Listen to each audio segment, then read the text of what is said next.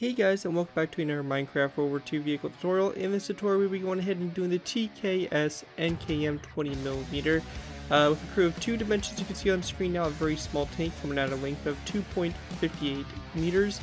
Its role as a tankette and the number built is 575 collectively with all variants. Armors include one 20mm main gun and very weak armor 4 to 10mm at max. Engine you can see right here a Polski FIAT-122 with a total of 46 horsepower and a spin for speed ahead of max speed of 46 kilometers per hour. Anyways guys, that's it for this and enjoy the tutorial.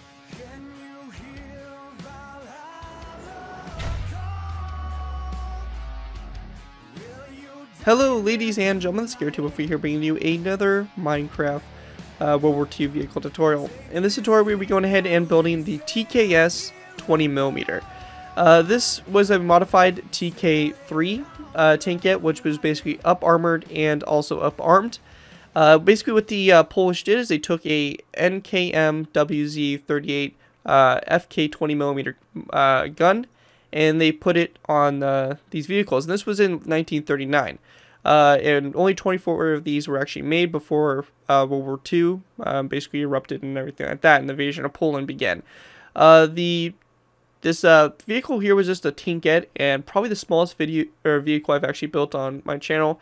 And I do have the other versions and stuff like that. There was a version of this tank which was a bit different that basically equipped a 7.92mm machine gun instead of, you know, a 20 mil. But it was definitely really cool and a challenging little build, because these little builds can honestly sometimes be the hardest ones to actually make just because of their sheer size and trying to fit so much shaping and detail into such a small space. Anyways, let's go and take a look at this vehicle. It's really small, really cute, and just you know, a really interesting vehicle. And it's a Polish vehicle, which is something we haven't done before, and it's actually a redo for a previous design I had for this. So going ahead and covering it now. The thing that really stands out about the 20mm version of the tankette is that it has a pretty good size kind of mantlet where the 20mm comes from. So you can see the 20mm kind of comes from this section right here, and it's got a pretty nice little size mantlet right here.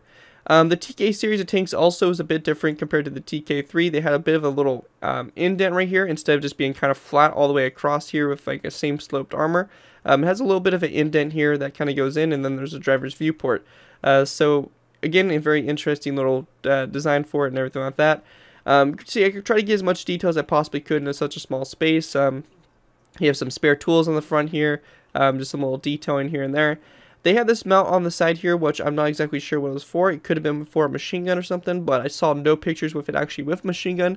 So honestly, your guess is pretty much as good as mine, but if I had to take one, I would say it's probably a machine gun mount. On the side here, radio antenna, some detail on the top there. Back here, this is where the muffler would be positioned, and you got yourself just some detail and vents and stuff like that in the back. Overall, it's a very small, simple little vehicle that looks super nice, and throughout the next few days, I'll also be releasing the other versions of this tank to just, you know, get them out and all that stuff. They're each kind of different in their own way, which is pretty cool, that they each have notable little differences that, you know, really make them stand out from each other. Anyways, let's go ahead and move into the tutorial by starting off with our first layer, layer 1. Alright guys, so you know what, we're probably not going to build by layers. I think this could be a little bit easier just to go ahead and just go through it all in one go. It's so small, it's absolutely insane. It's only like, if you don't count the machine gun, or the 20mm, it is only like 6 blocks long, which is again 1 block bigger than it actually should be at 2:1 scale. But it's something I had to do just to get the shape of it right, because it's just so small. What we want to do is we want to go ahead and place down a green stinkweed block, followed by an upside down nether brick stair coming off of it. Going back from this green stinkweed block, we're going to place down 1 and 2 dark oak wood stairs, and then a green stinkweed block like that, with a upside down nether brick stair coming off of it. On the side of this green stinkweed block, we're going to place down a stone button, and we're also going to place down 1 and 2 and 3 wooden signs along the dark oak wood stairs and this green stinkweed block.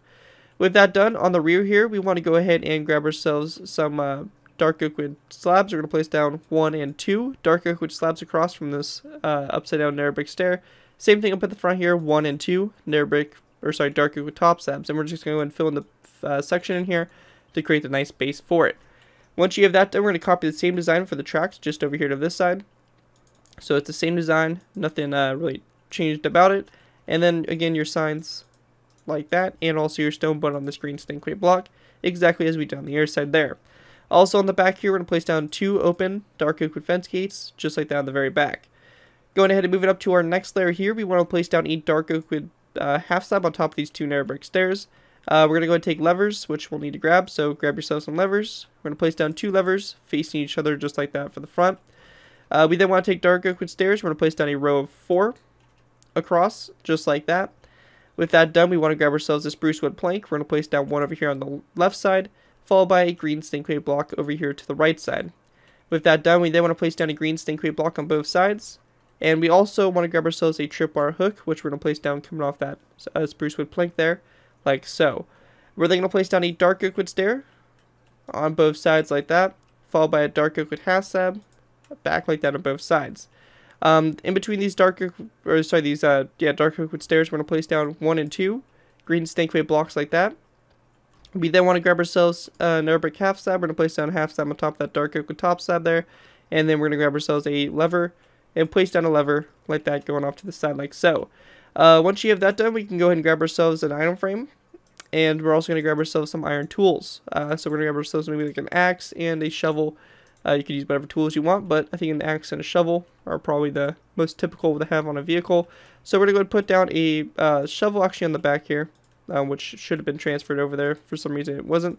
So just place down a shovel on the back there, horizontal across, and then up here in the front we can place down an axe coming off this stair like so, and an axe in there turned to the side like so. Just adds a little bit of detail to it. Again, you don't have to add it, but I think it adds a nice little detail effect to it. Anyways, going ahead and moving on, we're going to need to grab ourselves some mossy cobblestone walls, some end rods, and also some spruce wood half slabs. So for this, up on the top here, we're going to go ahead and go to this section here. We're going to place down a dark oak wood stair on the right side here, on top of that green stinkweed block, followed by 1 over like that. Coming off those 2 stairs here, we're going to place down 1 and 2 mossy cobblestone walls like that, followed by signs on the side here of these mossy cobblestone walls. With that done, we then want to grab ourselves an end rod coming off the mossy cobblestone wall to the left here. We're going to place down 1 and 2 end rods coming off of it for the 20mm gun. After you have that done, we're going to grab ourselves also some dark oak wood slabs. We're going to place down a dark oak wood slab coming off the stair, and then a spruce wood half slab over to the side like that. We'll need to go back into our inventory again, grab ourselves a item frame and also a glass block like so. We're going to place down an item frame on the spruce wood plank, a glass block like that, and then a sign over it, so you create a nice little front light there. Going ahead and continuing on, along the side here, we're going to place down a dark oak wood stair on this side. The same thing over here on this side as well. We're going to go ahead and grab ourselves a spruce wood plank, place down a spruce wood plank right here, in that, after that, on the back of this stair right here. And we then want to grab ourselves a wooden trapdoor and place down a wooden trapdoor like that coming off the spruce wood plank like so.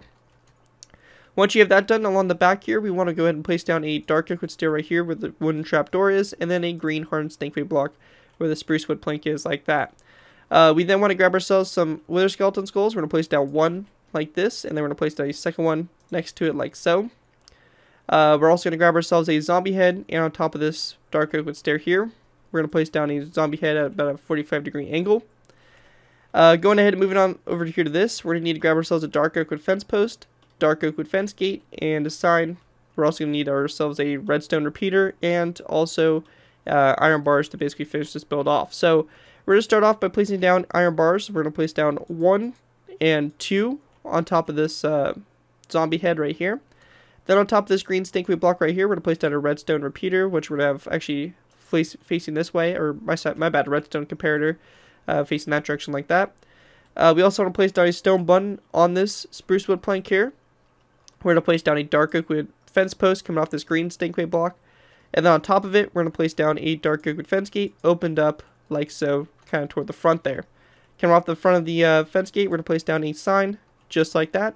And once you guys have that done, that's going to pretty much do it for the Polish TKS 20mm Tankette.